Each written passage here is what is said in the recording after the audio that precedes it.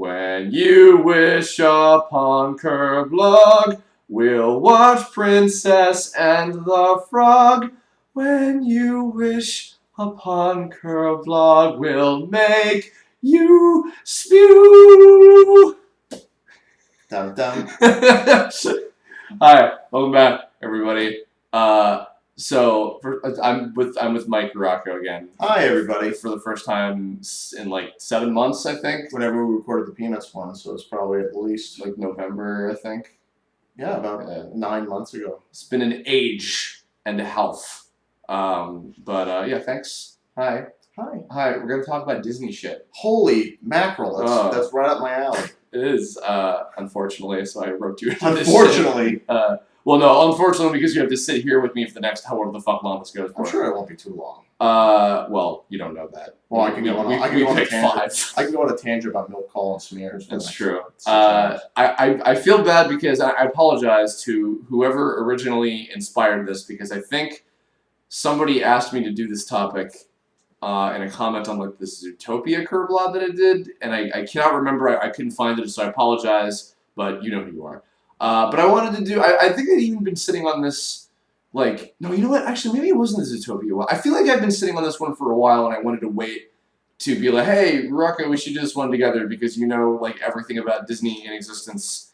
And well, actually, like we did with the Peanuts one, why don't we start with? I actually want to hear your whole like, because those of you who don't know, Mike is a massive Disney aficionado in terms of like. Aficionado is professional for nerd. Well, I mean, no, but like for real, like because when I met you in like even first year of college, like you spoke a language of Disney that I had never heard before, and like how much. I think the first things I ever told you was, "Hi, I'm Mike. Milk call smears." Ward Kimball. Fantasia's my favorite. And I was like, we're gonna be best friends. And then he moved out of our suite, and we were sad. And I never went back. And you were better off for that. By the way, also Maya is joining us today. She's twice the size that she was when you last recorded. She was, and not nearly as noisy. She hasn't yapped a single time. Oh, just wait. Oh boy. Just wait. She's trying to cry for your attention, hopefully. She's gonna be like, she's checking out your shoes. Oh, dude. Those are cool shoes. Thanks, Maya. So this guy Davis Edges. So I wanted to do a top 5 favorite Disney movies Kirblog with Mike. But you've known and been studying like Disney trivia and all this shit for a really long time, and I want to know like my history, because I always start off these like this, but my history with Disney is literally the movies have been part of my life since literally I was born. We had like every single VHS of every classic Disney movie was the same way. In our collection, and I watched them all and loved them all as a kid. So I grew up like any stereotypical American kid that is surrounded by Disney's corporate takeover of America. I've been called a capitalist scum because I like Disney so much. Really? By a couple people. What? Why specifically? Because I love Disney, and Disney's like the face of American capitalism. just Mickey's like the 3 circles of I fucking own you. Mickey's silhouette is pretty much to at least to the people I've had arguments with, like the equivalent of like the American dollar sign to them, or a satanic like trigram or something. Yeah. Before we dip into off the territory that we haven't already. No, what was it about? I mean, well, specifically the Disney animated features that you were like so fixated. Well, the thing is, I think both of us grew up at a time. We grew up during the second golden age of animation, mm-hmm. So like we were just, even though we were bombarded with 15 million different things mm-hmm. between Cartoon Network, Nickelodeon, The Simpsons, and everything that's going on mm-hmm. Fox, but Disney was still like the most prominent because they would show their stuff everywhere. Like you couldn't turn your head without seeing something, Mickey Mouse or Winnie the Pooh. So it's like I was just surrounded. I had all the movies on VHS as a kid. My mom just made sure, even when I was a baby, to go out and buy the VHSs so I had something to watch when she's like, I can't pay attention to you. Let Uncle Walt provide you with parental guidance for a while. Fucking I just imagine like Disney coming out like an Uncle Grandpa type character of what. hey there, Michael, I'm going to show you this movie about the Little Mermaid. You're like, oh boy, on the wall, I can't wait to fucking have my life changed. And then he looks at it and goes, what the hell is this shit? What's this? What is it? Jamaican Jamaican crab? Oh my god. I would never have said that. I would have had Sterling Holloway do another fucking voice. Is he still alive? Oh wait, he's been dead for 40 years? God damn it. If Little Mermaid was made during Walt's time... They planned it during Walt's time, but he was like, this story sucks. Oh, well, doesn't that say a lot? And Sterling Holloway would have been Sebastian. Probably. Oh my god. Go up to the surface. Don't do that. Mama. But I mean, like, because, okay, by the time that I met you, you had, like, QuickTimes of, like... I learned how to rip DVDs and convert them into QuickTime files so I can study them frame by frame. QuickTime. Like, what was it about those movies that was, like, so, like, what? Because I basically got you into animation. Because they're beautiful. Because, I mean, like, I had all the Disney cartoons on VHS, and then I had the movies, and then I started getting into animation because of them. And then I studied up, and then I realized, oh, if I want to study the animation, because try to pause a VHS, you see mostly static. And I'm like, and, oh like, frames bleeding into each other. And even DVDs, it was kind of like a pain. Depending on what kind of DVD player you had, you press the next button, it would just skip to the next chapter. You go, fuck, no, I didn't want that. But then when I went to college, I kind of realized, oh my god, I can rip QuickTimes and I can do all this stuff, and I can steal movies from the library and rip them and then give them back. Sorry, SVA. Oh no, I'm not sorry. They took so much money out of my pocket. That's true. Well, I think it's the least they can do. Welcome to fucking college, kids. Don't go to college. Go to college, kids. Oh. Make that determination for yourself. Yeah. But yeah, so I studied, and that's how I kind of, it's weird, animation I was self-taught because I watched those movies and I studied the movement and the spacing and the timing. Well, I feel like a lot of people, like, within our age range, I mean, obviously we went to school and learned a lot more, but I think, like, we were all kind of, like, you know, interested in just the process of it, and then by that point when Flash became a lot bigger of a thing, it's like, oh, I can just pick this up and do this, I don't need a fucking, like, light box or whatever. Flash isn't, like, I mean... Tool-wise, it's not the best. But no, I think it never has been. But for anybody who wants to learn animation and can't afford a camera and a light box, and all that stuff, to be able to, and as long as you have a tablet and a computer that you can easily pirate it, because that's how most people got Flash by pirating it. Anybody can animate, so it's kind of like a resurgence with animation. It's kind of funny too, because I think actually when we met in first year. Hey Maya, she's playing on the floor. Yeah, she better not. She better not ever come near us. I feel like you might have even kind of gotten me back into Disney stuff because I think that by that time, like 2007 and 8, that was the period of like I guess like Brother Bear and like Home on the Range and some of that stuff. Yeah, that was a little earlier. That was a couple of years before we met. Oh, okay. Like in 2003. What was going on with Disney in terms of their movies at that time? Well, I mean, it was just weird management, and they were like, "Well, we gotta, stop. Why you gotta be annoying?" I'm so sorry. That's what I live for, guys. I'm gonna lock you out of this room. That's what I'm gonna do. I have to actually draw her in the preview image. I'm gonna, not make her. She's being. Do you know why? There's a battery. You see that? It's a battery that you shouldn't be having. Get back here. Oh my god. Damn it. I'm sorry, everyone. It's like a fucking Disney cartoon right now. Maya out. Watch, she's gonna be out. Maya out. That was me though, not her. Maya out. Oh. I'm not cutting any of this here. She's fine. Oh god damn it.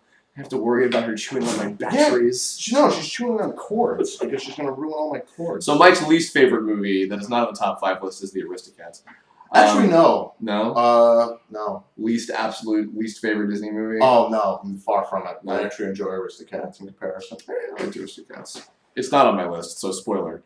But yeah, either way, I mean, in that period beforehand of some of those movies, like, yeah, I remember, like, there was just that kind of time where, like, I wasn't that big into Disney stuff. Now I love Disney movies, like, all over again. Like, a lot of their recent stuff. Disney's now at a point where, like, I mean, look at the movies they're making the last couple of years. They're, like, now trumpet. It's, like, the first time since a long time since they've trumped Pixar. Yeah. Pixar's movies have been doing, like... That's true, yeah. I mean, Pixar has always... Well, I mean, like, no, they've still been doing... I mean, Inside Out, I thought was amazing. Yeah, Inside Out's okay. Good Dinosaur, I mean, yeesh. But... I still haven't seen Good Dinosaur, so I can't judge. Oh, well, then go see it, and then you'll know why the title is a misnomer. But either way, the point being, Pixar aside, because they were generally pretty consistently good, throughout that era. But, like, the main, Disney animation movies, like, I wasn't super interested in them. But then, yeah, I think because you had so many of them on hand. We watched a bunch of Yeah, them. like because I felt bad because I missed out. I think it was in first year in the first dorm we were at. You guys were watching Fantasia in the basement. I think I had work to do or something that night and I wasn't able to join. I was like, oh, I want to actually watch Fantasia and actually like give a shit about it now that I understand animation, how like much of a masterpiece this is. 2 minutes in, you fell asleep. I didn't know. No, when I was a kidding. kid, I did. Most yes. people did. I was just kidding. I was just making jokes.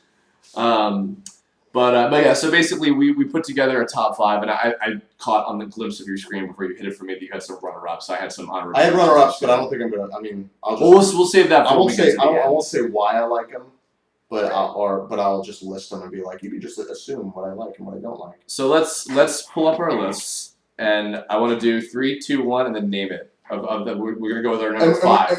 But these are these in any particular order? Did you rank them from? I just wrote them because I can't choose favorites. Oh, okay, that's fair. Well, then then that'll be interesting. Do you like these 5 equally? Would you say? I like them all for different reasons, but I all like them for different. Okay, totally fair. So then pick one at random, and I'm gonna go with my number 5, and we'll say it. Okay, 3, 2, 1. Sword in the Stone. Wow, that was a fucking. Whoa! I would admit, Tangled is pretty good. I will say all my movies are like before 1970. Oh, okay. Okay, well then that is interesting because I think most of mine are like the more recent ones. Yeah. Let's talk about Sword in the Stone because I think actually that was one. Me and Andrew did watch that together. We did watch it together, and then me and Andrew we did a whole animated Anarchy episode about Sword in the Stone. Animated Anarchy. Check out the podcast. I'll link to it. We'll do it more soon. Yeah, please. I mean, I don't know how many of your listeners also listen to it. If you haven't heard it yet, Mike and Andrew Dickman, another animated friend of ours, they review lots of classic, mostly bad, but also not always. No, we mix it up. And yeah. I swear to God. I swear to God, Maya. I fuck up my computer. Yeah, I swear she does. She's blending in with all the black stuff. This is. I'm not cutting any of this, by the way. What's all that black stuff? Why Sword in the Stone? I don't know. For me, it's not a great movie. Like if I had to say like, and yet it's on my top 5 anyway. But it's off to a great start. You're out of here, gone. And Maya has left the building or the room. That's what she gets for chewing on my HDMI. She did that. She one time she chewed through a $60 HDMI cable. It's a living. We watched Sword in the Stone like relatively recently. Yeah, we watched it over, and then I remember we were with Mike and Andrew and you, and then Steve. Right when we were finishing up, Steve walked in. He goes, right. Damn it! I want to watch that. You guys suck." That's right. And see, it's weird because like it isn't one of those Disney movies you think of first, but like when it's on, it's like, I remember liking this. Yeah. And the thing about me with Sword in the Stone is that not so much like it's not a great movie.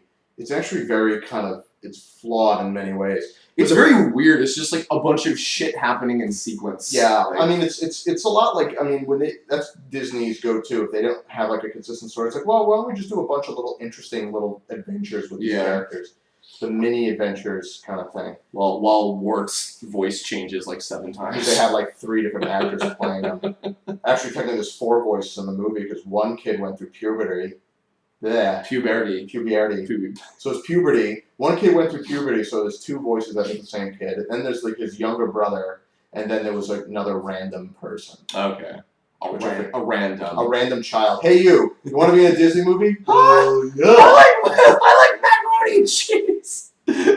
But the thing I like about the movie is just the art style is charming. Yes. I like the Xerox era of Disney where you could see every pencil line. Yeah. And for me, it's just more about the chemistry between Merlin, Archimedes, and Wart. And Merlin's one of my favorite Disney characters. Oh yeah, because I relate to him because I'm old.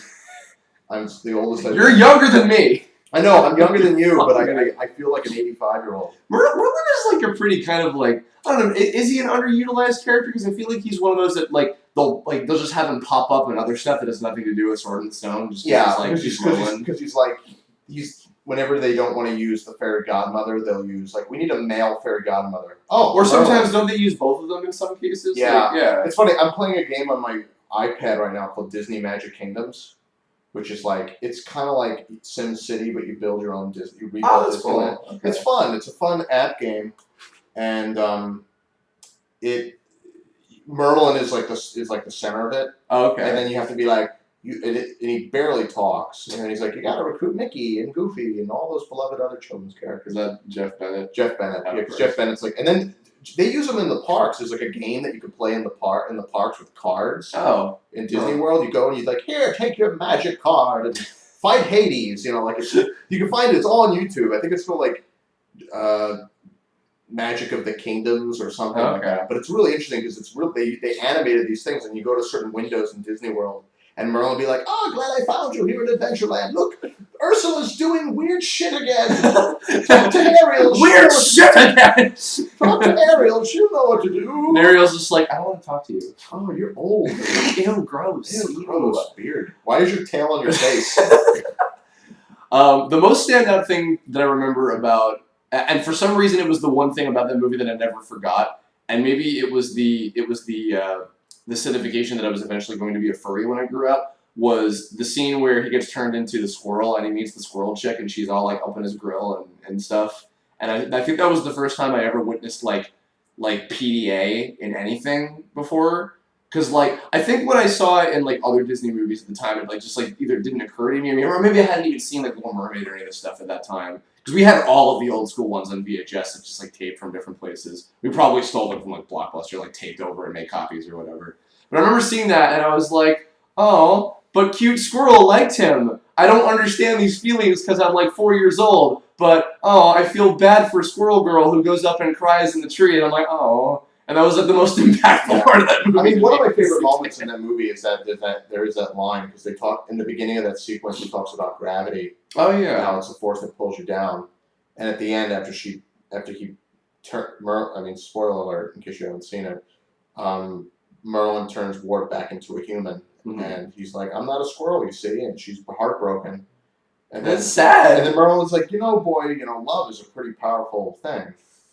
And Wart goes, greater than gravity? He goes, yeah, I think it's probably the greatest force on Earth, which is a nice little line. It's a nice way to cap that sequence. Yeah. But I love how Disney has a thing where they love to end one sad sequence with, like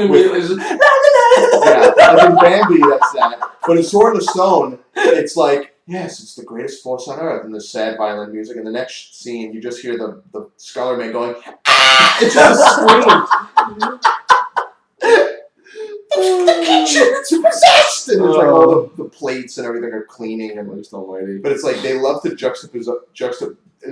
juxtaposition of serene, quiet, sad, somber moment. Yeah. Come back in screaming. or yelling or playing a nice happy tune. People happy. Meanwhile, after death, next lesson, author. I'm going to teach you how to swing a sword around. Are you okay? What? Are you okay? I'm still kind of depressed. I broke that squirrel's heart, dude. That's not okay. Wart, you gotta. Oh my god, I'm sure somebody's fucking drunk. Oh my god! If someone please send to Chris. Please send them if you can find it. It can be Rule 34. I don't know. It can be whatever you want. Just send it to him. Rick and Morty dressed up as Merlin and Wart and fucking each other in the butthole. And Meeseeks is the owl. And it'll be great. I'm Mr. Archimedes looking at me. I'm sorry, Brian, if you ever hear this. Tangled. I'm gonna go to mine. All right. Speaking of romance, Tangled, one of the better romances in Disney, especially for the princess movies, I would say. A very, very unexpected, major inspiration. I remember, actually, I think you even were when we went to go see it. And I think in our last year of college, we were just kind of in the process of finishing up our theses. And I think it was you, me, Mike, Vivian, and maybe Steve? It was early. I mean, the movie was already out by that point. Was it? But it was last year of college. No, it was earlier. Are you sure? Wait. No, I remember because I do remember because I was doing after Princess and the Frog. So it was. It was like 2010. That was like we were sophomores going into juniors. No. 2010 was because we graduated in 2011. No, it was 2011 was Winnie the Pooh. Yeah, but before Tangled that, was a year before that. are you sure? I know my. Either way, I remember it being when I was at least working on my thesis, and because it was the first You time. started earlier than everybody else. That's true. Yeah, so maybe my timetable was different, but either way, the point was like I was working on that, and it was the first time that I ever used the balancing act IP for something, and I was like finally like courageous enough to want to use it in something that other people would see in a finite form. And at the time, I was always thinking about like, oh, I want to do a TV show someday, and blah blah blah. And then on a whim, I went to go see Tangled with everybody. And again, I'm pretty sure that you were with us. I think we all saw it. Yeah. Well, we all eventually saw it, but we went, and I was like, okay, yeah, maybe it'll be all right, because I wasn't like really. I remember I was disappointed to hear that the original plan for it of like they were going to make it look like a moving painting kind of thing was like changed or whatever. I mean, I'm sure it was a really early stage kind of thing. But I was a little bummed about that. But I was like, I'll go see it. It'll be a Disney movie. I'm sure it'll be pretty good because I liked Princess and the Frog before that. I saw that a couple times in theaters. I wanted to go check out Tangled, and I was blown away at how much I loved that movie. And in fact, the only footnote I'm going to give, and I probably said this like years ago when I did the Frozen Kirblog when it first came out, I would still to this day put Tangled above Frozen for myself personally. I would do the same. Yeah, and like whether or not it is a better movie, like that's not for me to judge. But in terms of personal enjoyment, I love Tangled infinitely more. It's a great. I really enjoy that movie, and the characters are a lot of fun. And I love going to the movies because I love the audience interaction. Mm-hmm. And one of my favorite audience responses to anything was I saw Tangled. Yeah. And there's that scene where they're at the Snuggly Duckling and they're about to beat up Flynn and Rapunzel goes, "Stop! Haven't any of you ever had a dream?"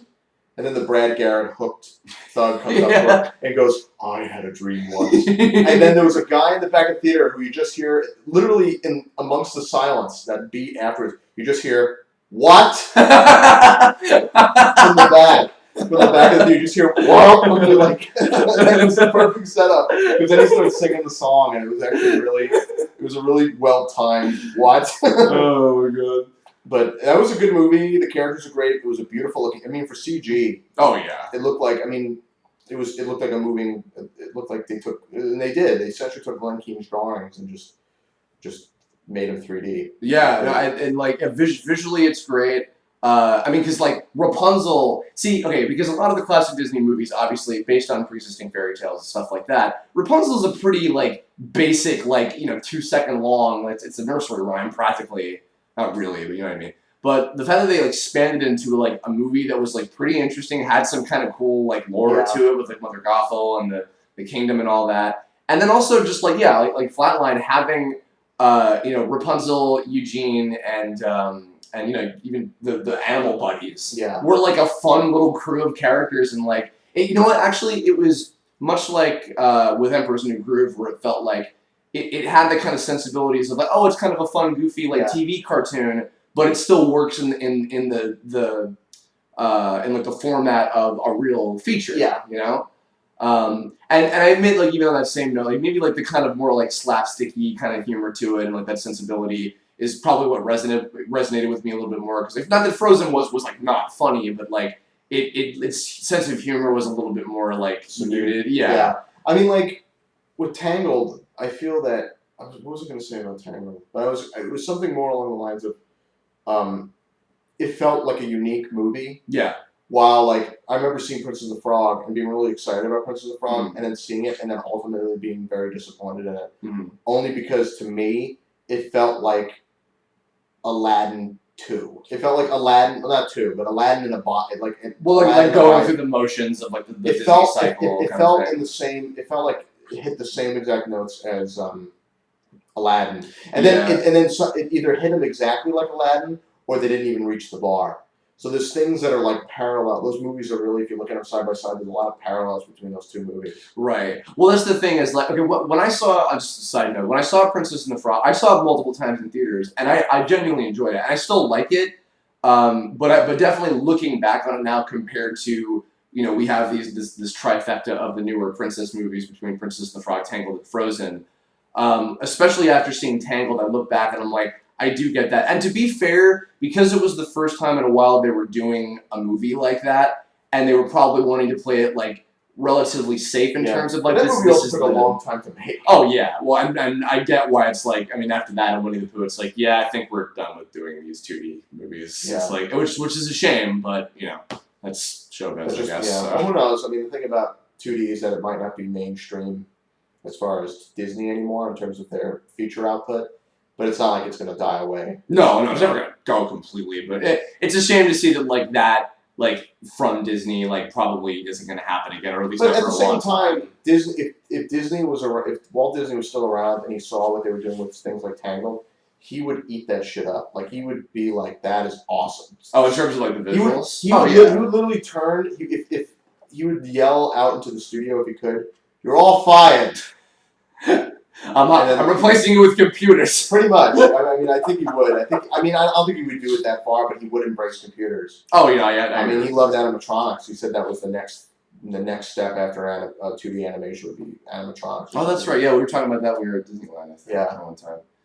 So he loved that stuff. But should we? Yes. Well, on the note of that era of those Disney movies, number 4 is my favorite of those. So. All right. So we're gonna do a 3, 2, 1 on that one.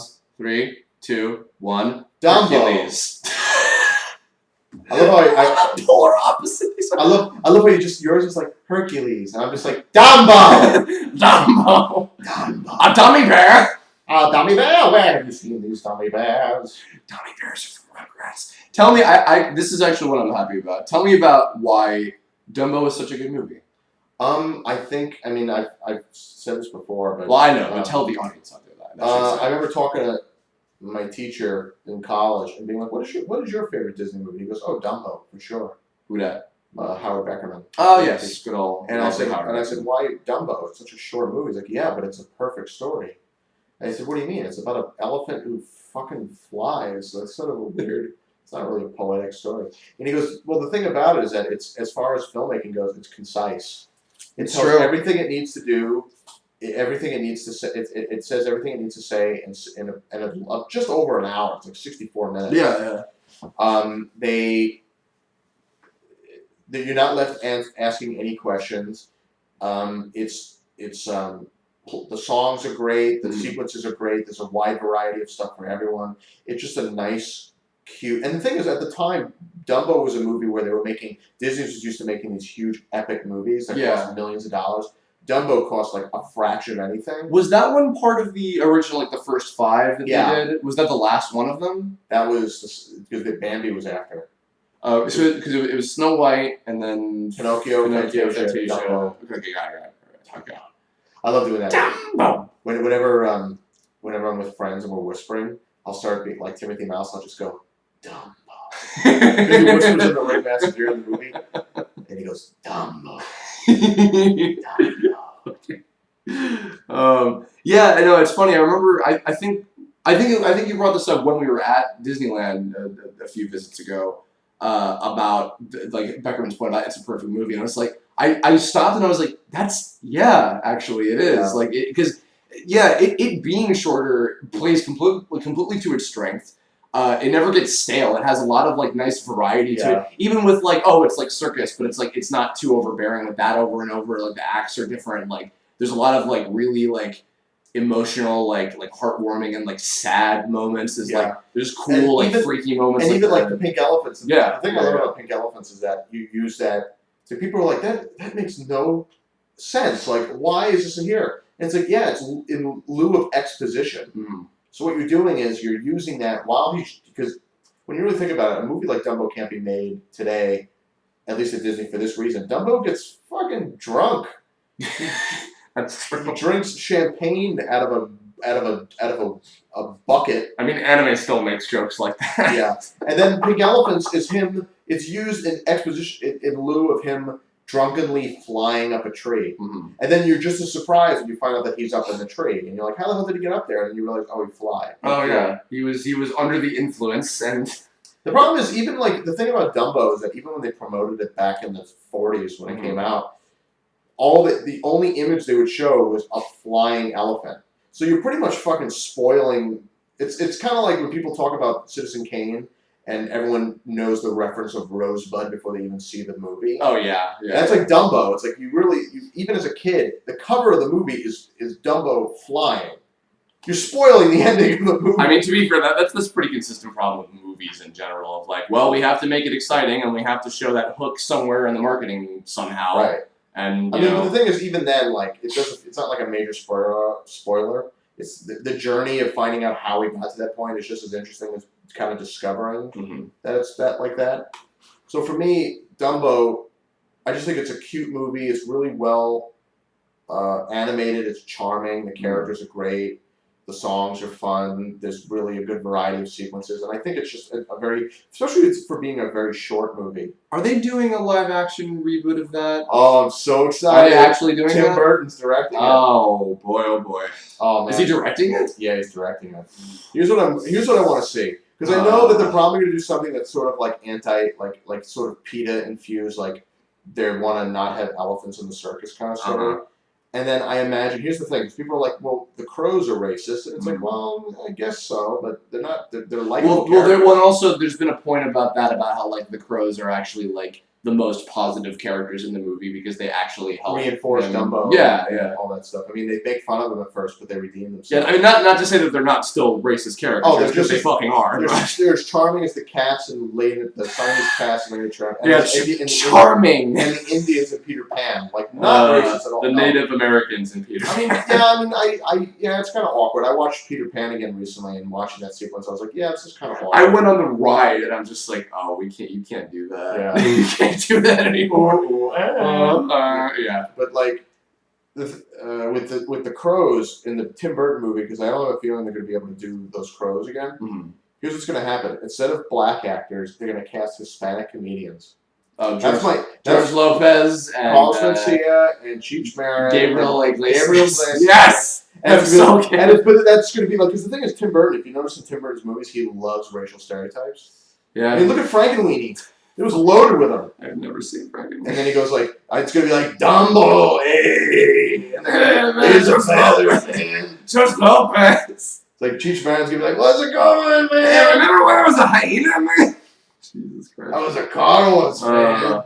You know, to give a little bit of credit, by the way, on the side note, that fucking Lion Card show, that there's hyena characters, but they're not the original three, and they're not racial stereotypes. Yeah. Thank God.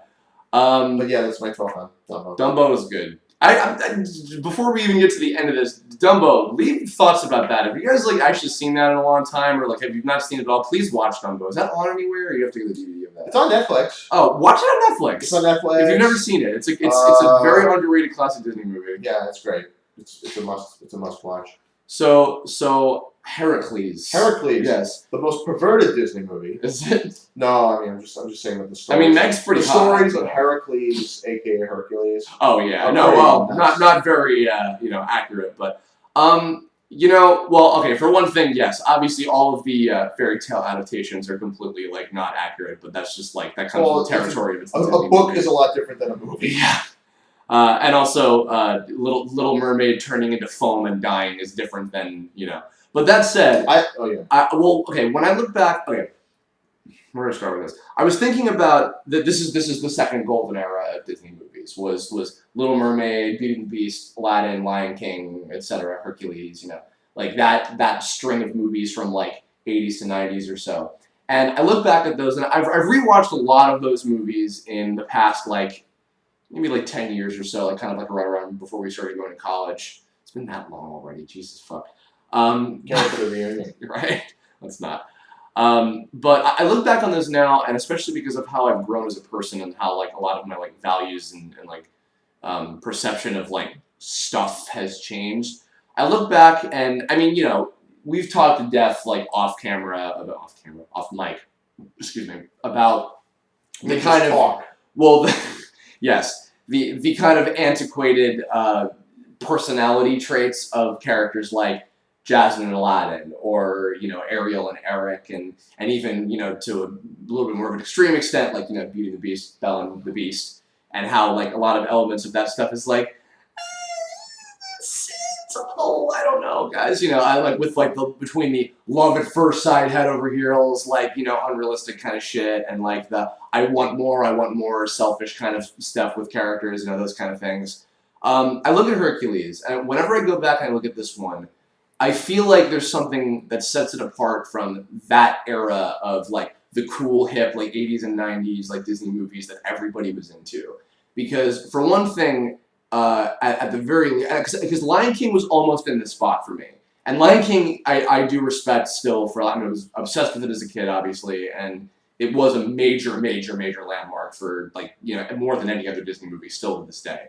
But Hercules, I feel, is the most solid in terms of the overall like theme of it, the arc that the main character goes through, and especially in kind of what I was alluding to before, is the romance.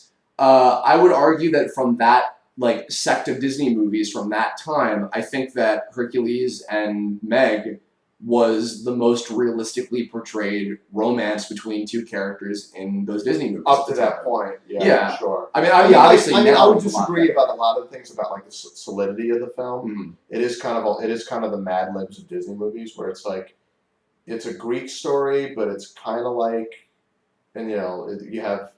It's that format, definitely. The format is very. I mean, it's a kind of a weird hodgepodge of 15 million different things put together, but it works. Like, I mean, James Woods is great as Hades. Oh yeah. I mean, come on. Has there ever been a better role for Bobcat Goldthwait? Who's the other one again? The other actor? Yeah. Oh, Pain and Panic. I don't know. I forget who played Pain. It was another stand-up comedian, I think. Yeah, I can't remember his name, but.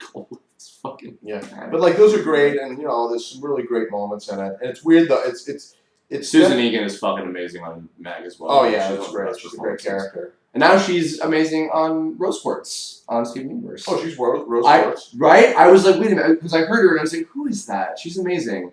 And then like way later, I was like, oh, it's fucking Meg from Hercules, of course. Yeah, Susan Egan. I'm waiting for the AMV. No chance. No way. So I'm sure somebody's like fully animated that, quite frankly. No, they probably just took footage and they had like Meg and her like crosses off. Dude, do you not understand how like dedicated to insane amounts that Steven Universe fandom is? Somebody has probably animated that. Like, fully. I'm sure. I'm sure. I swear to God.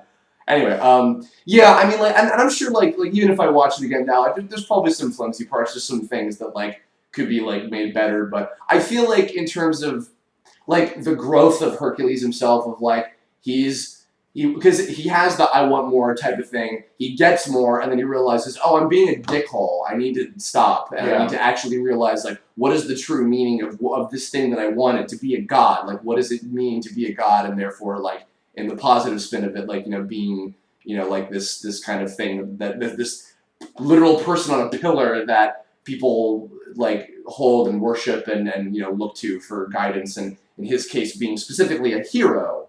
And I look at that, and like, because a lot of the messages of some of those Disney movies, like they're a little convoluted, or they're just like old fashioned kind of messages. But that one, even though it was from that same era and it was kind of the tail end of it, I feel like I can look back on that and be like, you know what? That's still pretty like, hey, it's about like you make mistakes, but you get better and you like get perspective and etc. And depending on the people you surround yourself with, kind of thing. And it's like I think it's cool. I like that. So. I mean, I enjoy it. I mean, this thing is certain movies, either as I've gotten older, as I've gotten older, I enjoy them more or I enjoy them less. Yeah, that happens a lot. For me, Hercules is definitely one of the latter. Like, for me, for a long time, Aladdin. I loved Aladdin. Then there was a period where I was just tired and sick and tired of Aladdin.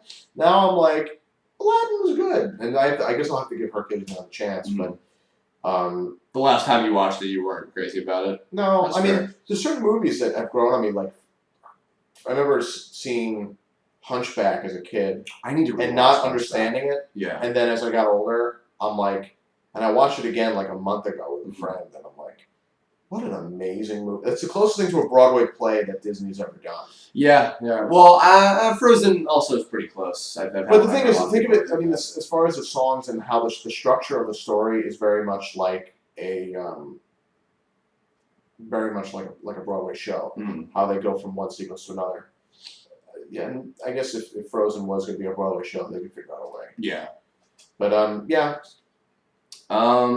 Number 3? Number 3. All right. Let's see. I'm gonna look at my list here. I'm actually going to change mine because I don't know how the hell I missed this, and I realize it is still one of my favorites. So I'm going to have to replace my original Mine is with a different one. I have 2 that I have more or less Tied for 3.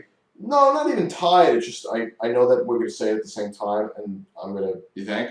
It's gonna be weird saying it. Okay. Well, let's see. Well, it's gonna be weird compared to what you're saying. Not because it's weird, just that it's gonna sound. It's just seeing the 2 names juxtaposed against each other. You'll see what I mean. Okay. All right. 3, 2, 1. The Adventures of Ichabod and Mr. Toad. You see what I mean? You just stopped. I didn't even say it. I couldn't even. I was going to say Lilo and Stitch. Lilo and Stitch. It's pretty good, though. Because I would have completely drowned it out. Because before I would still start talking, you would have still said Lilo and Stitch. You would have finished saying it, and I still would have had like 3 words to go. Laughing my ass. Okay, well, take 2. 3, 2, 1. The Lilo and Adventures of Stitch. Ichabod and Mr. Toad. You see what I fucking mean? Oh my god! All right. I think I've only ever seen that double feature one time, and I think it was because of your quick times back in college. Yeah. Because that was one I knew about it, but I never saw it. Oh yeah, We watched it a bunch of times. Um, in the background. Well, we actually had I don't know if actually you might remember because I think we showed you. We had an assignment in one of our classes about like we had to like do our own like version of. Oh yeah, those the Rob Dress's character design class. Yeah. Hey, Rob Dress. My favorite. But you guys enjoy your own Ichabods and Brombones and Katrinas. Yeah. So what about this one? It's a lot of it is just to do with tone, and a lot of it has to do with the art. I feel like they perfected something when they did Ichabod and Mr. Toad, and they're both different. Like Mr. Toad, they were gonna make it a full feature film before the war, and then the war hit, and then they just cobbled it together into a 20-something minute thing. Or close to 30 minutes. A lot of great, like, very varied designs on that one. Like, the Mr. Toad segment was my introduction to The Wind in the Willows. And I love The Wind in the Willows. I love the book. I love the BBC animated series. I love everything to do. I love The Wind in the Willows, the story of The Wind in the Willows. So that was my first introduction. And I love Mr. Toad. I love the art. I love the overall mood. It's very, like, down to earth in terms of that and Ichabod are very down to earth in terms of style. Yeah. There's not a lot of show-stoppy looking backgrounds or pieces. Ichabod was pretty funny because of like the narrator that was practically like at the forefront of that whole. Well, yeah, because the weird thing is they had like Basil Rathbone, who was a famous British actor narrating Toad, which makes sense for Toad. And then they had for Ichabod Crane, they had Bing Crosby. Which is like, imagine Sugar Bear from Sugar Crisp being like, Ichabod Crane could have used the big bowl of Sugar Crisp right about now. Well, no, because in Mr. Toad, like the characters talk, but in Ichabod, like they didn't actually talk. They were all silent. Yeah. I mean, and then there was occasionally they would have the narrator, Bing Crosby, would speak as Brombones if he was singing. Oh yeah, that's right. And stuff like that, but mostly it was. Wasn't he like the heartthrob, like sexy voice of that time or something? Oh yeah, he was a very popular, especially in the 1940s. He was an extremely popular entertainer and singer. He starred in a lot of movies, and he was a famous singer. He was probably one of the most famous or well-recognized singers in America at that time, up until the 1950s, up through the 1950s, that is. But like, I love the characters. I love the animation is fantastic. Especially on Ichabod. Oh yeah. And I love there's something about I actually because of Ichabod I started because I had the smear Tumblr. Oh yeah. Is that still up? It's up, but I don't update it anymore. By the way, if you haven't checked out the Animation Smears Tumblr, I'll link to that too. It's pretty funny. It's got a lot of cool. Well, actually, explain for the kids at home. What is a smear? An animation smear is in live action film because a person will move faster than the camera shutter speed, which is 24 frames a second. It'll create. That's why you see a blur because the camera can't capture the movement quick enough, so it blurs that 2 or 3 images together. That's something that happens automatically in film. In and animation, there is no such thing as a blur. You have to physically make it. And originally it was a dry brush blur, which is where they blur the drawing physically with paint. But then people got creative with it and instead would actually make the whole face. Smear a face or a hand so it was one shape or have multiple hands and you don't see it but you feel it and when you watch it in motion it just feels right. And so I collected a bunch of them, and then I opened up submissions, and people were submitting smears from shows, and I had a whole Tumblr, and it has 250,000 followers. Wow. But I don't update it anymore because it's more trouble than it's like. Well, either way, it's still got like a ton of shit. I think you can still like submit stuff to it, right? Well, I actually just yesterday I closed submissions on it. Oh, okay. Well, anyway. Because there's so many to queue, and then people don't know how to. I mean, I'm just insulting Tumblr users. They don't know how to tag posts. They don't know how to post the right thing. They post duplicates of. You're all idiots. Pretty much, and so I'm just like done. I'm like, it's run its course. I'm That's done. fair. No, but it's got a ton of cool stuff It's on up there. I'm not going to delete it. It's going to be there forever. Yeah. It's just don't. Yeah. But then after that, I created because I was so obsessed with after watching Ichabod Crane. I'm like, cartoon food looks so good. Yeah. I'm gonna do Krabby Patties. I'm gonna do the fuck yeah animated food Tumblr. And I started it, and then it didn't catch on like the smear Tumblr, but it's there. But I thought the food in Ichabod Crane looks amazing. He eats a turkey leg. He eats a pie. He eats eggs. Animated food. What is it? I think it's because when you draw that food, you're drawing the best aspects of the food. That's true. Like if you see every time I've ever seen like a fried egg, it has that crappy, crispy, nasty edge of an egg. You never see that in animation. You just get the most beautiful yolks, and chickens always look perfectly. Making me hungry right now. Nothing looks burnt or undercooked. It's just everything. A steak in a cartoon looks amazing. Even raw steaks look amazing. I mean, even like Winnie the Pooh's honey. I mean, I've known so many people who thought that Winnie the Pooh's honey was nacho cheese. Or they imagine it to be so in their fantasy. Or that it was like caramel cream or something. Oh my god. But it can be if you go to Disneyland and buy all their fucking desserts. Right, but if you go to if you watch Ichabod's eating all this food, and it's the most amazing looking food. Mm. Like he eats a turkey leg, and the turkey leg has fucking hair on it because it's feather hair. They ever see like in a cartoon, like old cartoons? Oh yeah, turkey legs that have hairs on them. Yeah, yeah. It's from feathers when they pluck the feathers out. And they miss one or two, and they fry and they crisp.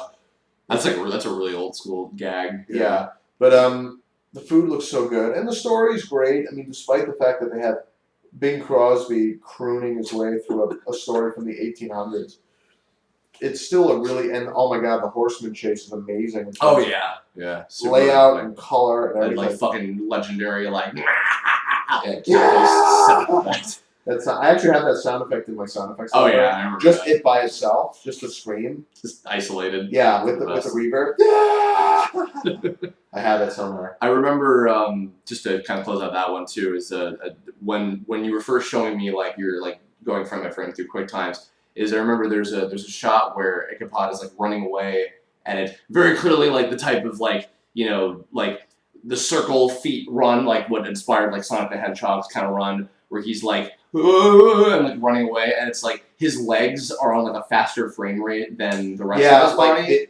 His body was on twos, and they are doing 2 frames. Yeah, every 2 frames. And seeing that, I was that was the first time I ever even thought of animation in that technical of an aspect, and I was that's really cool. And for it being so early on, excuse me, Morty, for it being so early on Disney's animation history, it's pretty impressive. Lilo and Stitch. Very good movie. I forget. It's weird because literally, I had Emperor's New Groove as my number 3 previously, and I do still love that movie. Maybe I'll even tie them. But Lilo and Stitch, I finally rewatched that again within the last year or so.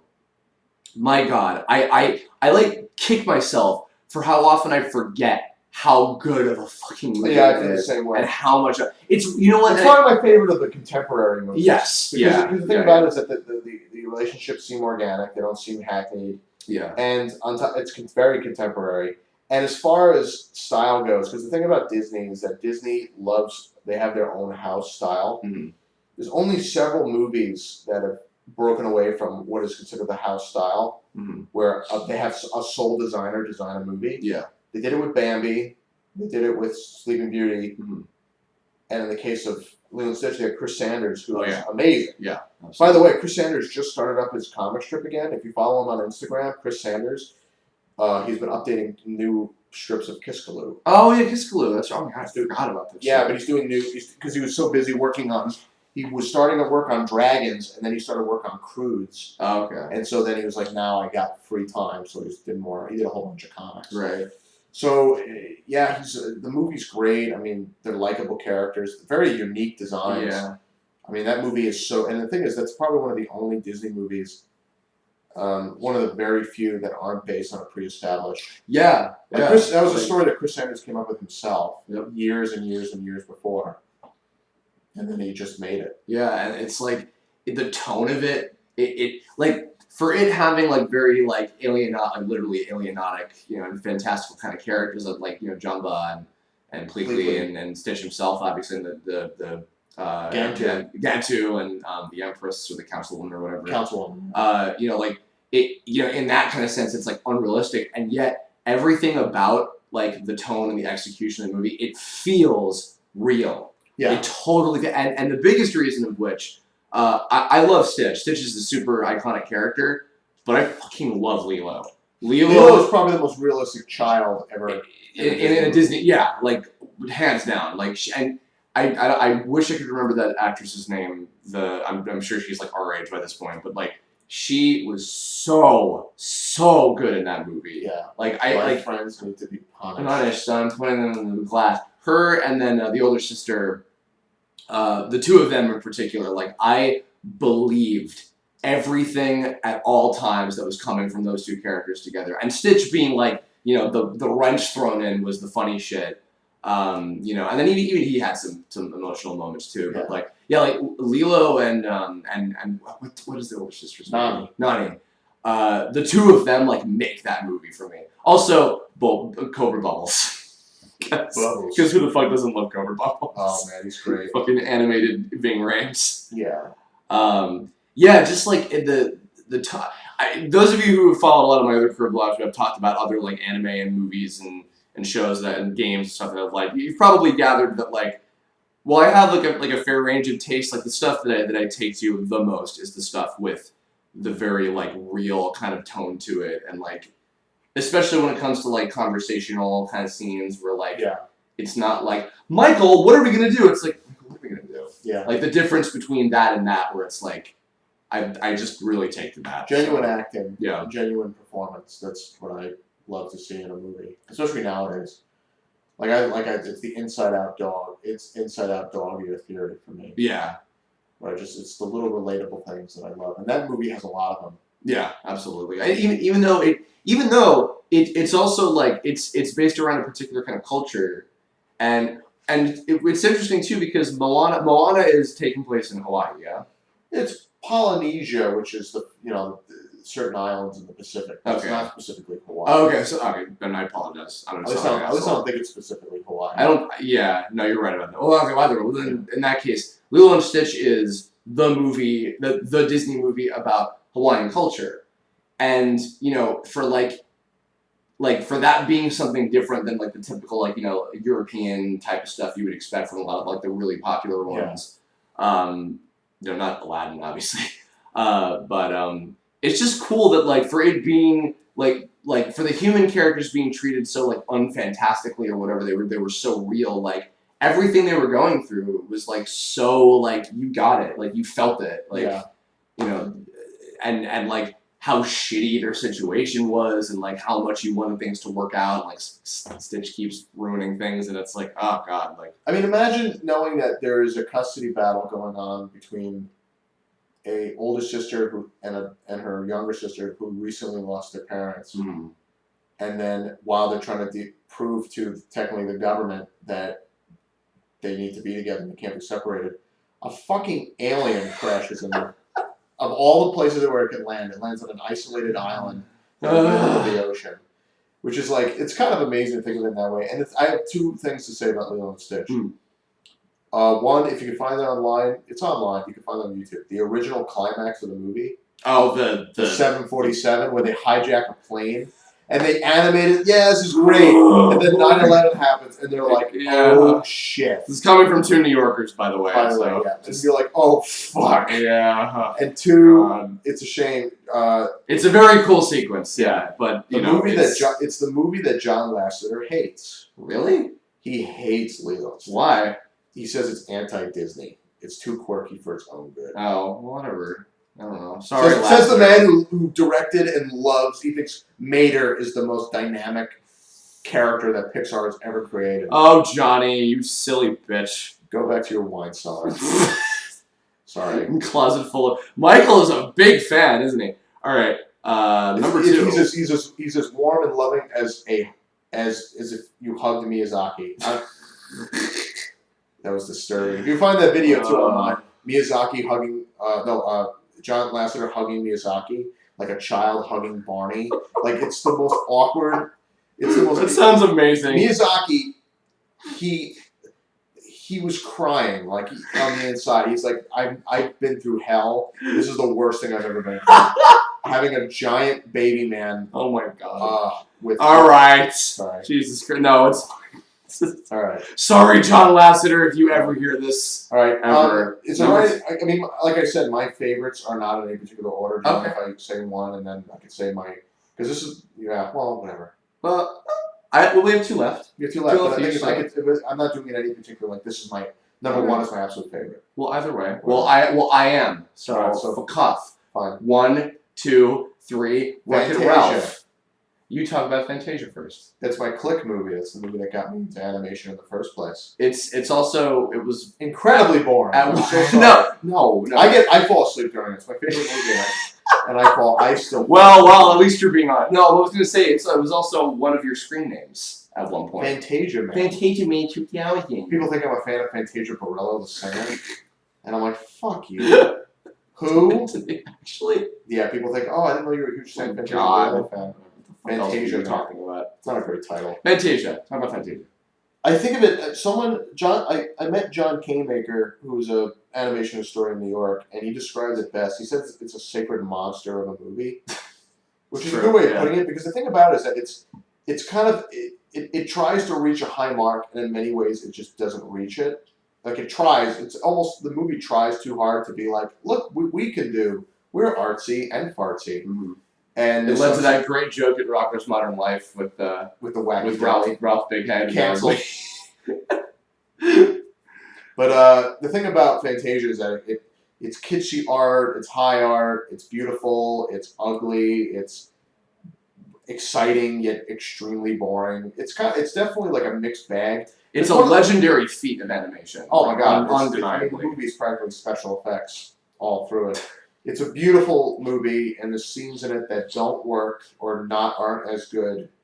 But the thing is, having them all in there together is what makes that movie good, because it makes the good stuff really good. What would you consider the really good stuff of that one? Oh, I love this. I mean, most people are like, because I want to tell you very briefly my history with Fantasia. Oh, sure. Me and my grandmother used to watch Disney movies. We used to watch the Walt Disney Show on TV when I was a little kid, and she would give us an After Eight mint. There was these mints called After Eights. They're like Andes mints, but they're flat. And she would get a box of them, and she would give us, me and my sister, a mint. Mm-hmm. And she's like, you can't eat it until after 8, because they're called After Eights. And the show would start at 8 o'clock, and we'd look at the clock, and we want to eat it. And she's like, no. And we'd either eat the whole thing in one bite, or we'd just nibble it over the course of the hour of the show. Uh-huh. And it would be it was probably the last generation of people who would watch the old Walt Disney Show. Mm-hmm. So we would watch it, and then they would show like how animation was made, or Disney cartoons, or a Disney movie with Walt introducing them, or whatever. And then there were certain days where they would show like, what the fuck, Zorro, Swamp Fox, Davy Crockett. What's this bullshit? This is boring. Apple Dumpling Gang, bullshit. Let's put on a Disney movie. The Banana Splits. That's not Disney. I know. I'm sorry. But you ruined everything. Yeah. But we'd go into the closet and we'd pull out one of the old Disney movies and watch it. So one day, something stupid was on that I didn't like. I don't know. The computer wore tennis shoes. I don't know, something stupid, which is an actual movie, by the way. Merlin Jones. I don't know. Either way, the $1 Million Duck, Shaggy DA. These are all Disney movies. My God. So anyway, a shitty movie came on, and we went to the closet, and I saw the Fantasia VHS, and it was still in the plastic. I never saw it before. With Mickey on the cover. Mickey on the cover, yeah, like. Yeah. And my grandma was like, I haven't seen this movie in years. Let's watch it. And I'm like, ooh, it's a Mickey Mouse movie. We put it on. And it's just some bald guy talking, and then a bunch of shapes moving around, and then like mushrooms dancing. I'm like, what the hell? And then I see the brooms and Mickey, and I'm like, this is fantastic. Yeah. And then my grandmother was like, look at the hard work they put into this thing. And I'm like, who's they? She's like, "Are you fucking stupid?" No, she didn't say that. But she's like, "Oh man, I thought Grandma Ruocco was cool." You know the artists like that we watched, and he's like, "No, I thought they were just drawing pictures of Mickey Mouse." No, they're drawing Mickey Mouse. They're making that. They're drawing every one of those things is a drawing. Every fraction of a second that Mickey's moving around, some asshole was painstakingly drawing him over and over on Disney paper that they own everything you ever draw on. And then I thought, like, oh my god. And I said, oh my god, someone had to draw all those brooms and the water and all that stuff. That's really cool. I want to do that. And that's what started me getting the ball. So that was like the moment. How old were you? I was like 6 or 7. Wow. So it was pretty young, and I was like, oh my god, this is amazing. And I watched that movie again, and I still have the VHS at home. I'm surprised I didn't wear it, because I wore out other tapes. But that movie, I gravitate towards, and that's like my relaxation movie. Whenever I'm like, I need to zone out, I put Fantasia on in the background. If I sit down and watch it, I'll put some mix of popcorn. I'll chill out. That's like my chill out, my go-to chill out movie. Oh yeah, it's a good one for that. Well, especially because it's almost 3 hours. It's like 2 hours and 15 minutes. It's long for a Disney movie. It's long, and if you include because there's an intermission in the middle of the movie. If you watch it again, take the 15-minute intermission, because that movie you need the 15-minute intermission. It's so you are tired. By the time you get to the dinosaurs, you're like, and that's the thing about because the way they organize it, it's like the toccata. What an interesting kind of avant-garde way to start a movie. Oh, cute little flowers and stuff. That's kind of poetic. Ooh, Mickey brooms. And there's all this positive energy brought up with Mickey and the brooms and the Sorcerer's Apprentice. And then death, dinosaurs, murder. And then, like, intermission you have to take. And then it's, like, cute fairies that are kind of boring, which I love them, but they're boring. And then Dance of the Hours with the dancing alligators and hippos. And then the basis for Revenge of the Crocodile. Right, and then pretty much Nightmare Mountain, which is the fucking most frightening fucking thing that Disney's ever done.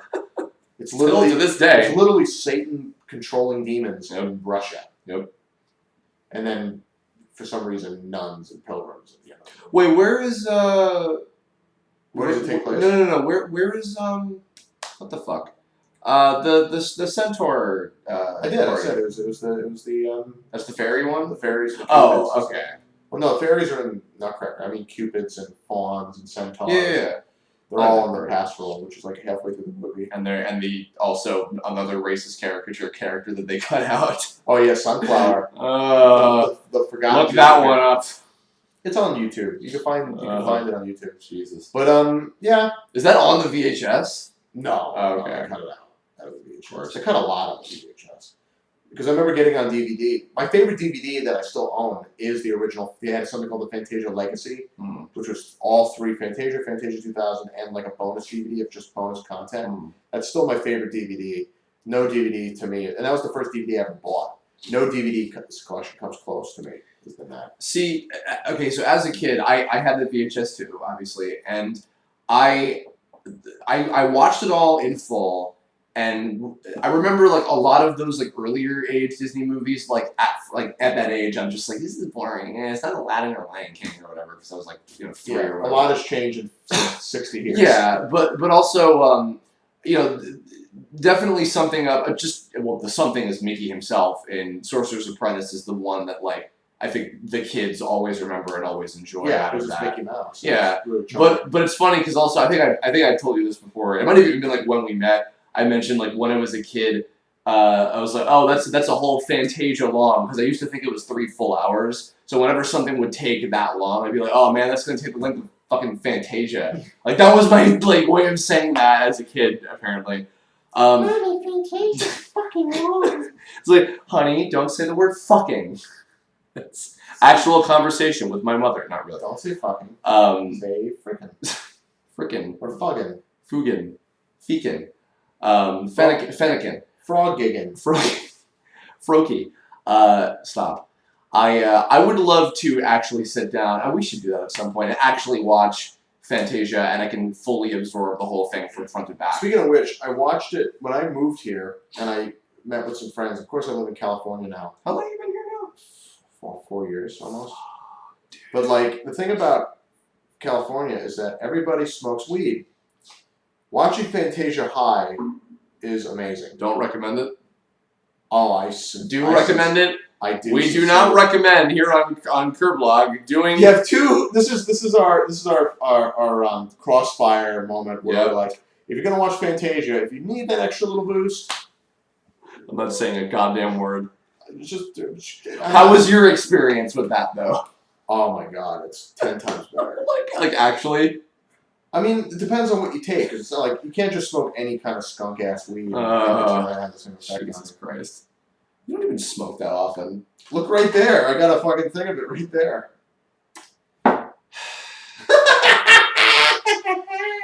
I might be high right now. No, he might be joking right now. I am joking. He's joking right now. I am. I have actually. That stuff has been there for like 3 months. I haven't smoked any of it. Great. Good. Thank you for archiving that a fucking hour into this goddamn talking about lovely children, family movies. Talking about lovely children. Lovely children, yes. Like Lilo.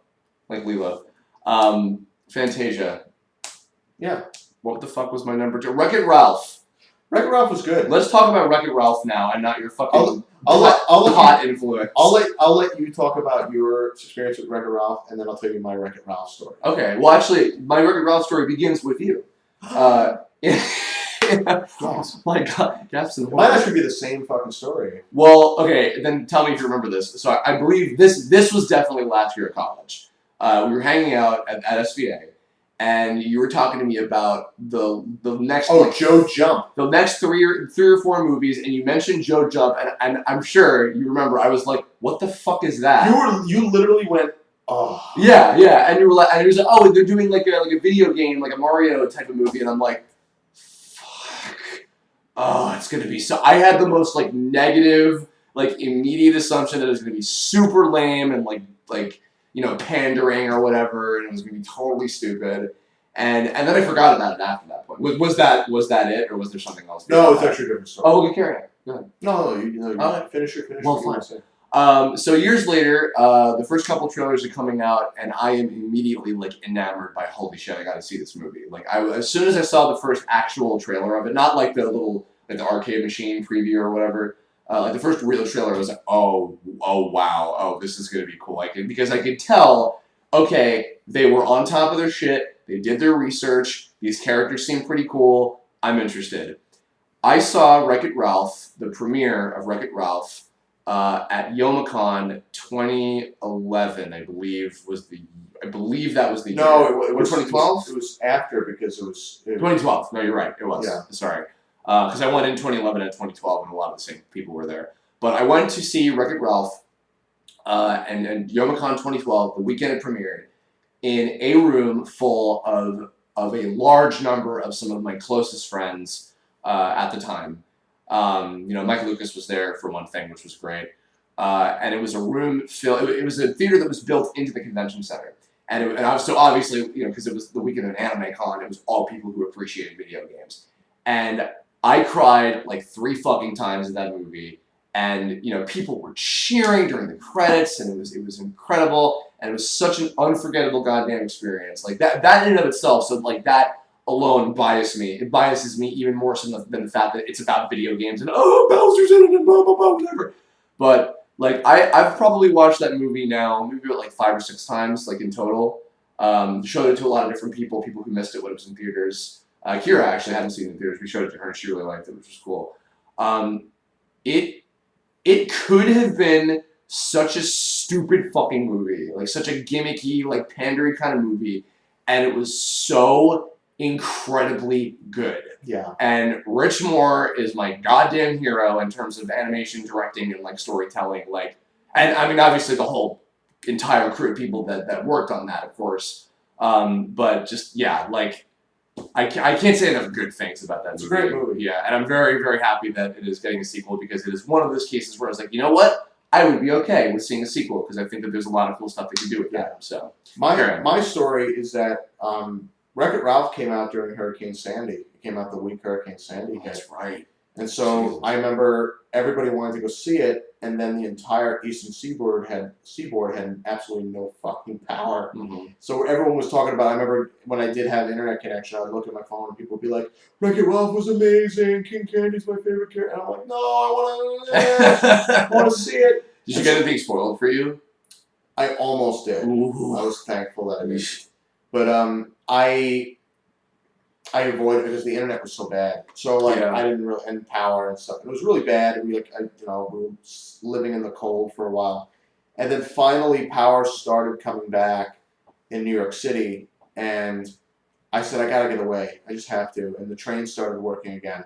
So me and a couple people, I think it was Vivian Madrano and a couple of the other Hi, classmates. Vivian, if you ever Hi. hear this. And a couple people that we knew who were freshmen, Oh, yeah. or they were going into sophomore year.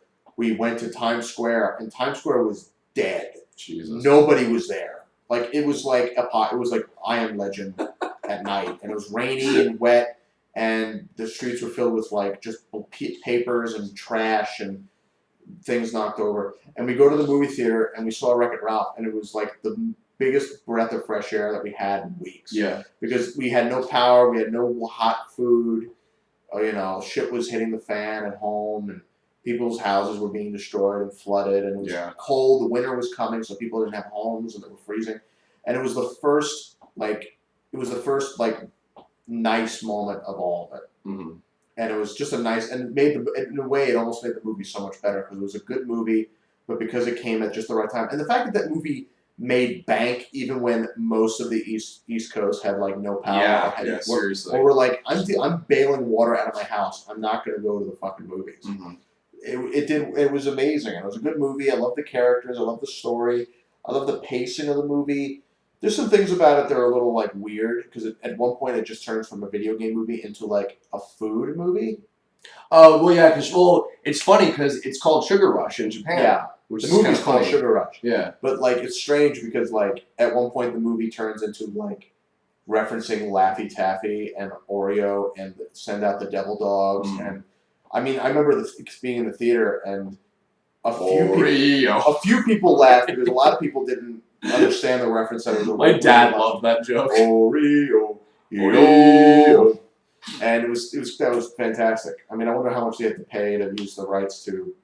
That's the fucking magic of Disney is you can just like, oh yeah, we can make that joke. $10 billion for being able to say Oreo. The only company in the world that can afford characters singing "Happy Birthday to You" for money. If you notice that most Disney movies, if there's a birthday, they'll sing "Happy Birthday to You" because they can afford the rights to pay for "Happy Birthday." From those evil old ladies who.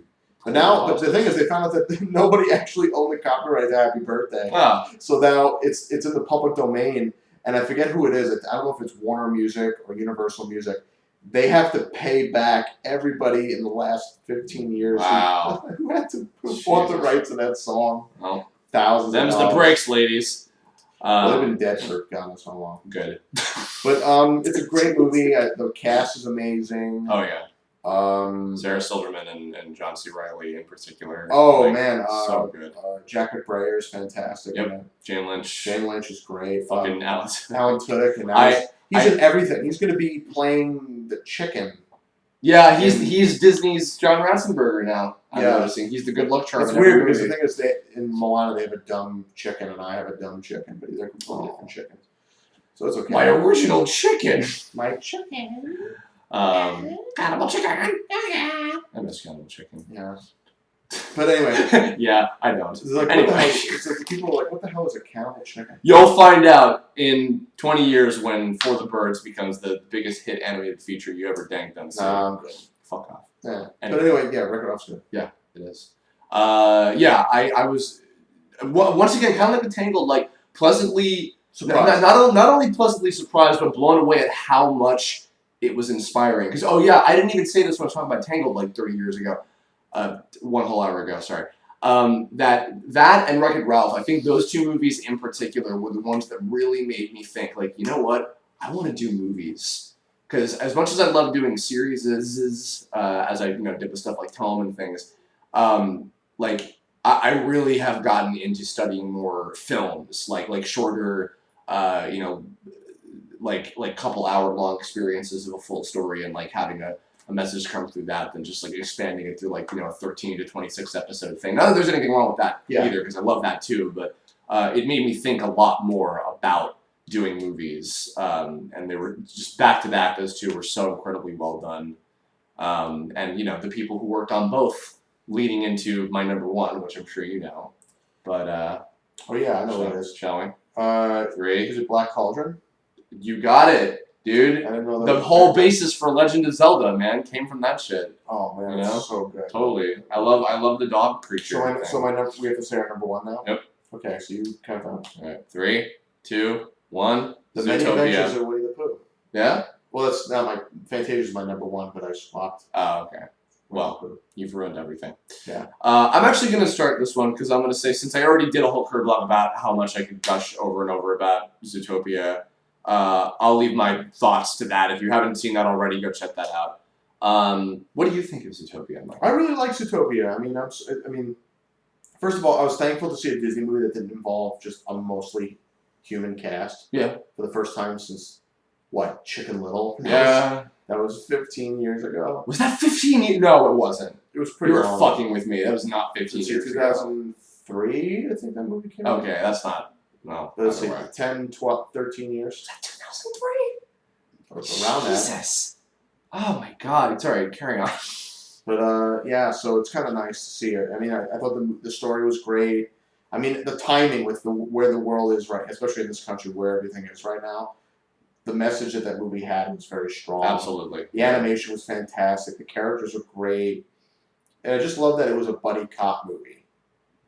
And it just was. It was an '80s buddy cop movie, but with animals, and the animal designs were fantastic. I enjoyed it. I think I saw that movie. How many times did I see that movie in theaters? Because I saw it with different people. I think I saw it maybe 3 or 4 times. At different times. I saw it twice in theaters. Ben Diskin has watched that movie about 7 million fucking times. He got the Blu-ray, and like because on the background. Look, you remember when I got out of that? I said this in the Curb plot too. But you remember when I got out of that movie? I was like, oh, I was like on cloud fucking 9 at how much I loved it, and like I liked it enough to also want to go see it a second time in theaters. But Ben has watched it like so many goddamn times on Blu-ray. The movie's only been out for like 6 months. Yeah, and it's already legendary because of just how fucking good it is. Like on all aspects, like by the craftsmanship, by the technicalities, by the story, by the characters, by everything. By what I hope is the impact that it's going to leave on an entire. Hopefully multiple generations of people from here on out. Like it's amazing. It's truly an amazing movie. Yeah. It's good. It's funny because I am now surprised that actually you didn't say Fantasia. Bless you for last. Well, I mean, like I said, I didn't do them in order.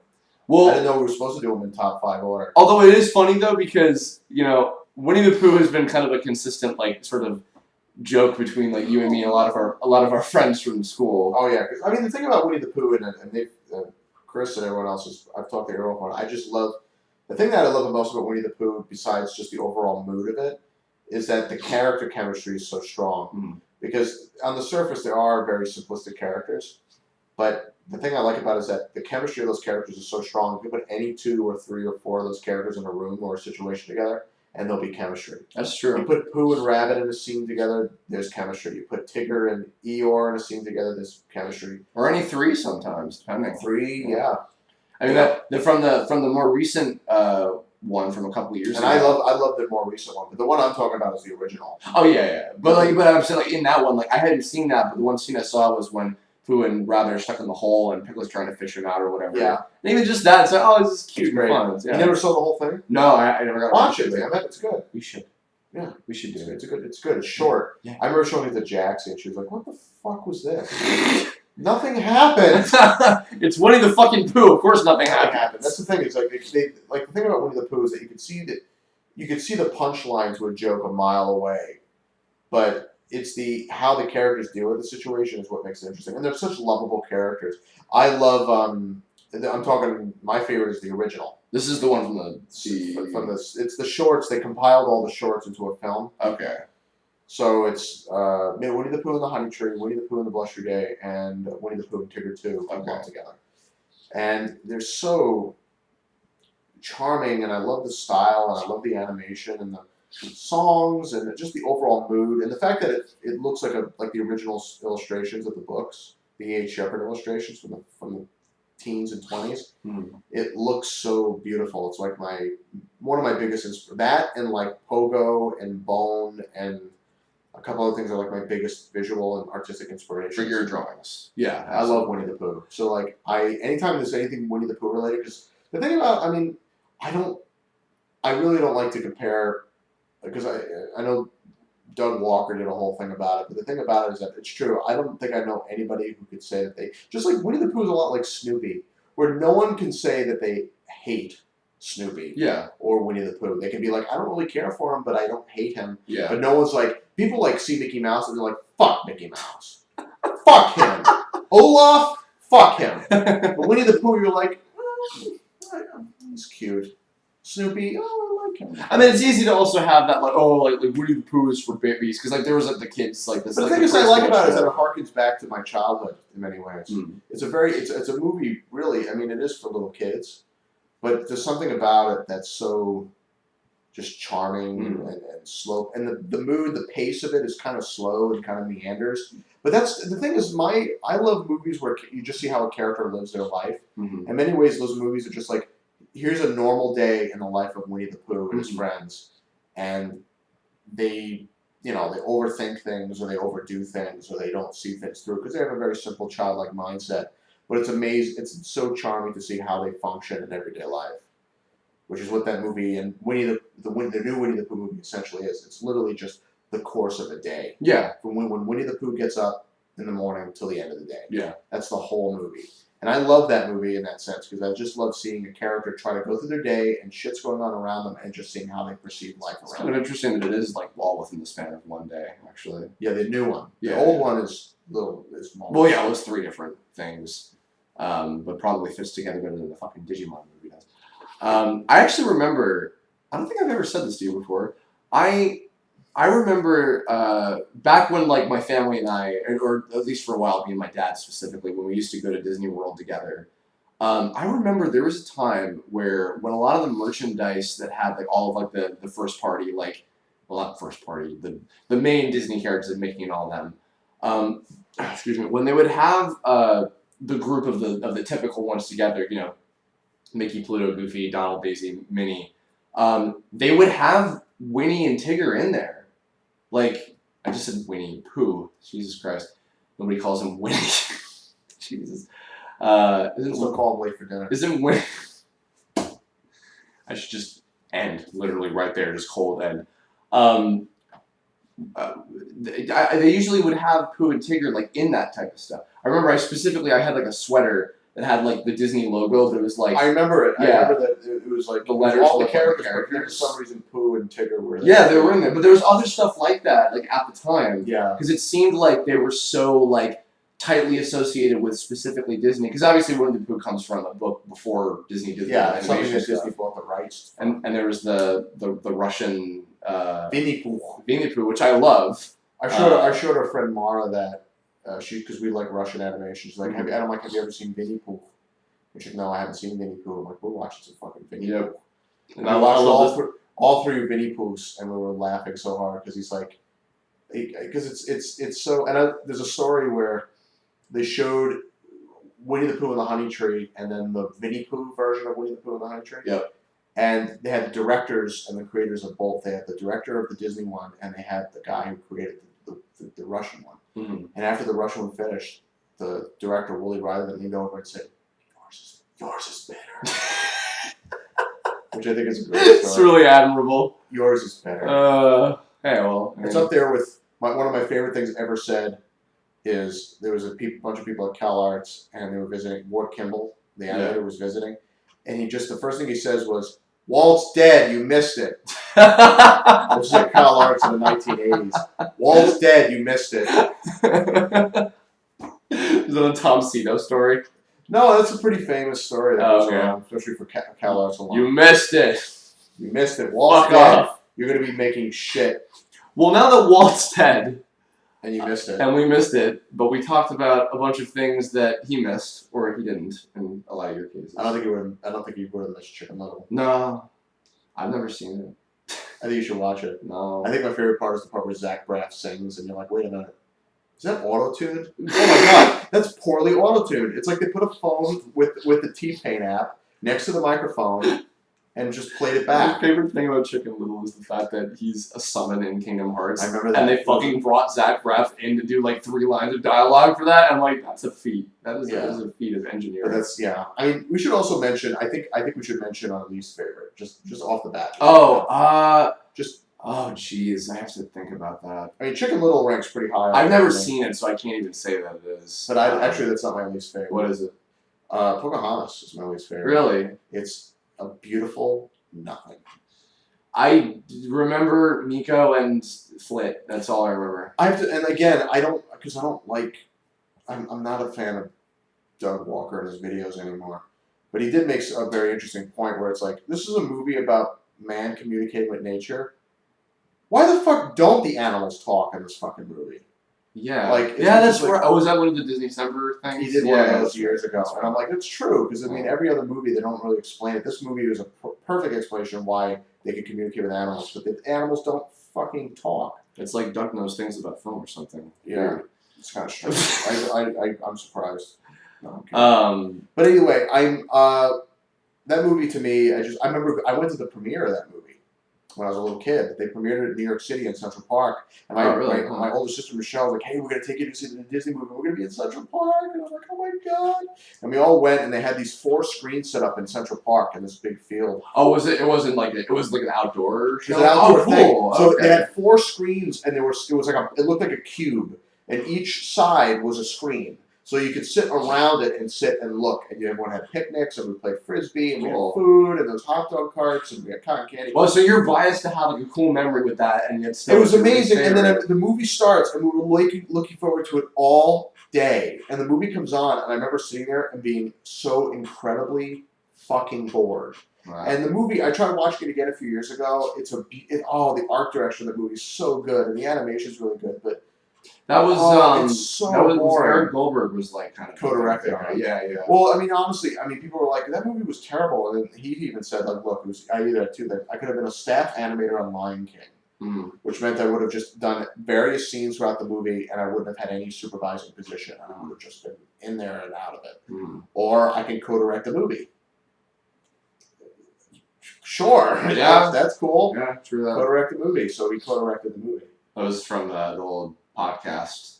What's Animation podcast. Yeah. I remember. I thought that was so long. Because I love it whenever Eric Goldberg, when someone asks him a story, he always go, okay.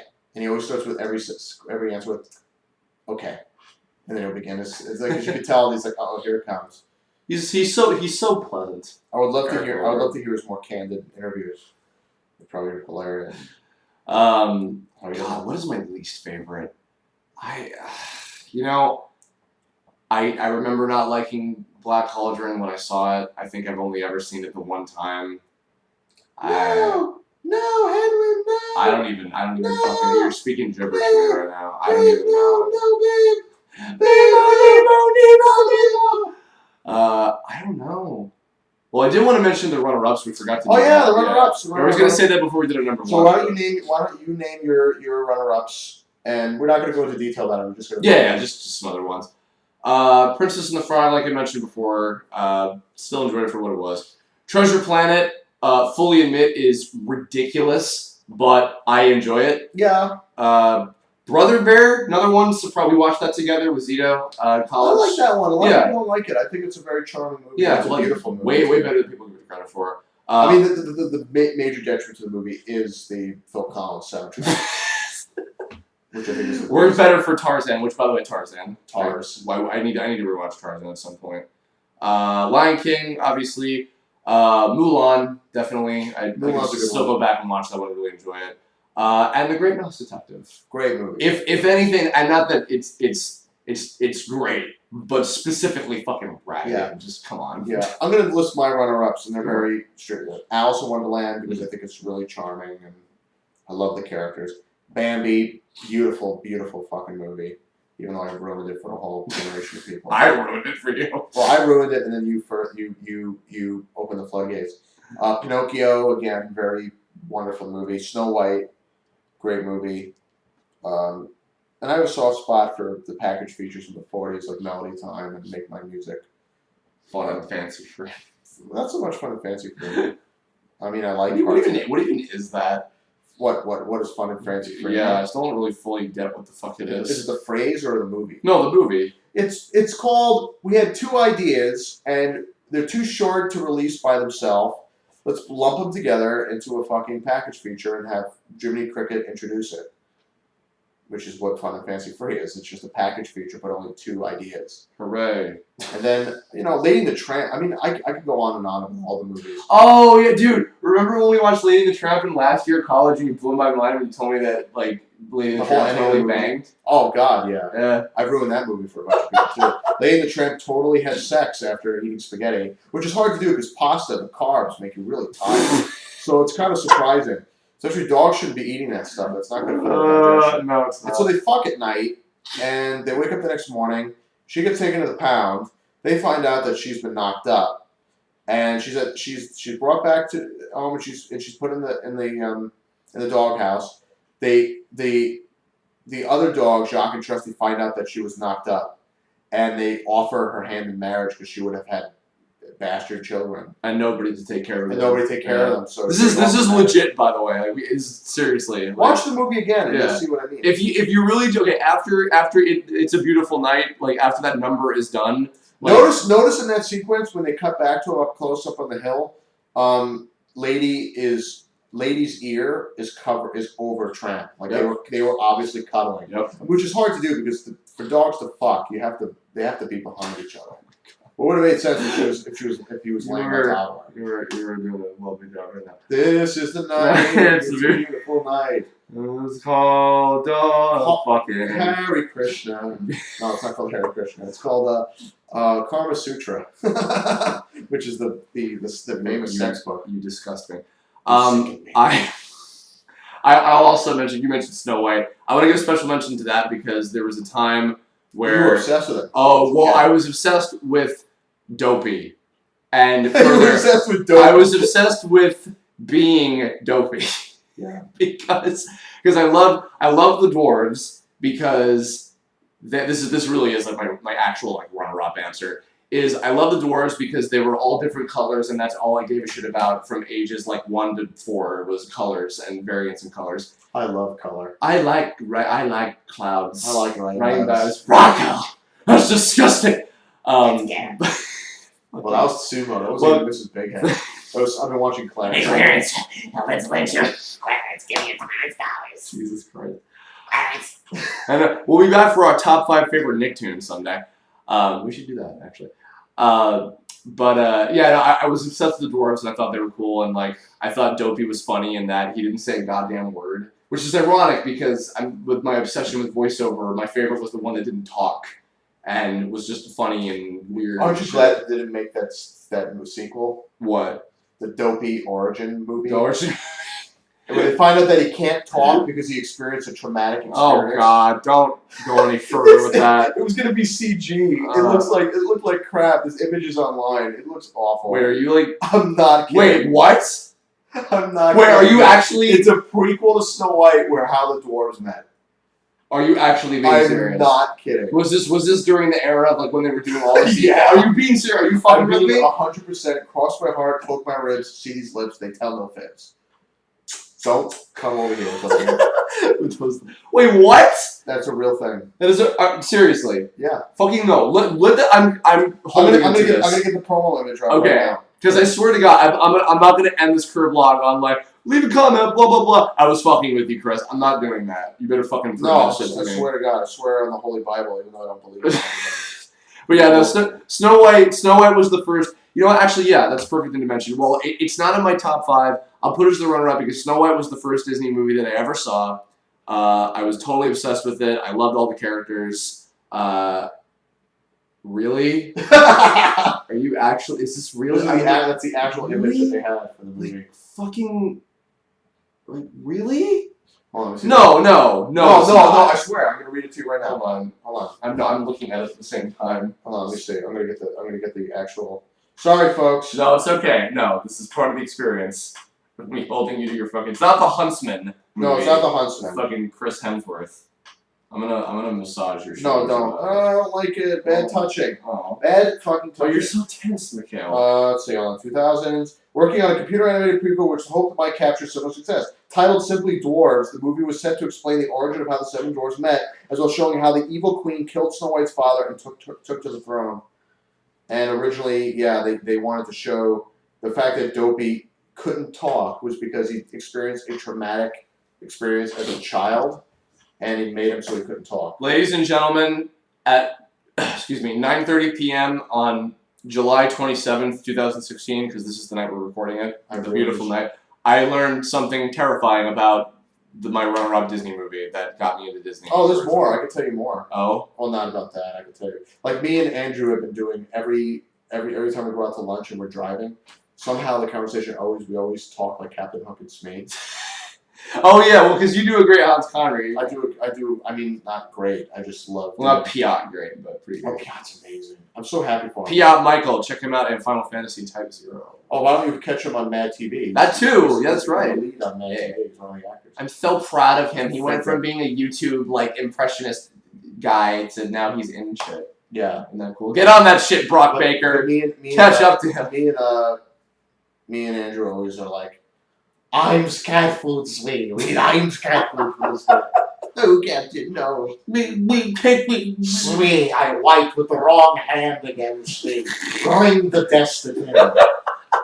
Oh, Captain. Oh, Captain, we don't host is going to be Me and Andrew want to go to do karaoke and sing like Captain Hook and Smee, where Smee is like, all right, you do the next song, Smee. Okay, off to Neverland. You know, like, you are the wind beneath my Smee. Oh no, dude! Oh god, if I say this, they're gonna want this forever. But me and Xander Movis, the Smash announcer, was fucking obsessed with the video that somebody did of Goofy singing fucking Evanescence, "Wake Me Up," and we wanted to do. We talked about doing a full version of that with him doing Goofy, me doing backup as Mickey, and we wanted to have you do the rap section as Donald. I can't talk as Donald. Yes, you can. I can't. I've heard you do it. I can do Those of you who don't know, Michael was the voice of Totodile in the Nintendo collab because he does a great Donald Duck. I'm just gonna put that rubber band right back on his face. My friend Pez can do perfect. Like he could speak like Donald. Like he could actually enunciate. Like Donald. Like he could say like I'm trying to say hello, how you doing, and I can't do it. Like it's hard to do. Wow, you sound just like Pez just like Tony and Selma. Oh, which is Tony. That's And sounds like a good place to stop this conversation. I can't talk about it right now. Oh my god. Watch DuckTales when it comes out. Do it. And you'll be pleasantly surprised, as I'm going to surprise Chris right now after we finish with Oh, good. I'm gonna hear some juicy Disney gossip about it. Great. All right. Hey, thanks. Thank you for nothing. Hey, thanks for joining. This was This is fun. Yeah. Yeah. I love talking about Disney movies. But Disney. Let's go back to Disney. We should. I would like to go. I have some friends who are visiting soon, and they're like, "We want to go to Disneyland," and I'm like, We want to go. One of my favorite. I got to tell a quick Disney story. Sure. I haven't seen Zach in a long time, but one of my favorite. Zach stories. Bellissimo. Oh man, I miss him and Tara. But like, we went to Disney. We went to Disney. I know this story. And we were walking down Main Street. And me and Zach are huge. We love his favorite Disney movie is Jungle Book. So we always talk about Jungle Book. And I don't know how he felt about it, but I'm sure he adored the live action version. I did. I actually really enjoyed it. I think he liked it. Yeah, yeah. Sure. But I digress. So we're walking down the street, and he's like, "I haven't had breakfast this morning." We're in the middle of Main Street. He goes to one of the fruit stands on the side of the street, and he gets a banana, like a $12 banana, and he starts eating it. He goes, Mike, and I'm like, "What, Zach?" And he goes, "Oh, Dwayne didn't stay in the jungle." And I literally. He has the banana in his mouth. He's chewing the banana like Mowgli is in the fucking movie. I nearly kvetch and I'm on the floor. I nearly walk headfirst into a fucking horse and buggy coming down the Main Street because he made me laugh so hard. He's like, "Oh, where did you stay in the jungle?"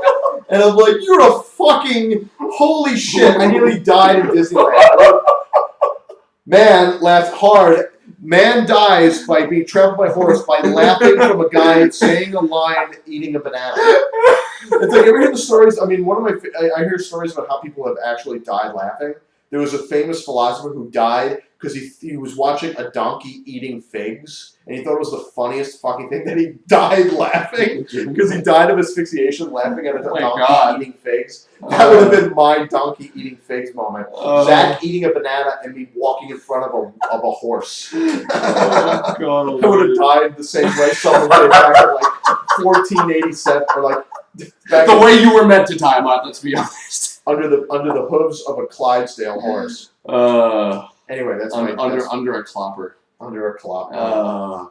On that beautiful note, ladies and gentlemen, thank you for listening. Hope you enjoyed our talk about the Land Before Time prequels. For those that came in an hour and 39 minutes. Yeah, dude. Well, it's gonna be. We didn't break no records. I was actually kind of thinking we might have broken the 2-hour record. That's the longest I've ever done a Kirblog for. But wow. Well, I'm glad that we didn't. Oh. I was gonna say we can sit around and talk about our feelings. Look, there's a man stealing that old man's diamonds. Hey, come back here with my Disney movies. Come back with my diamonds. Hey.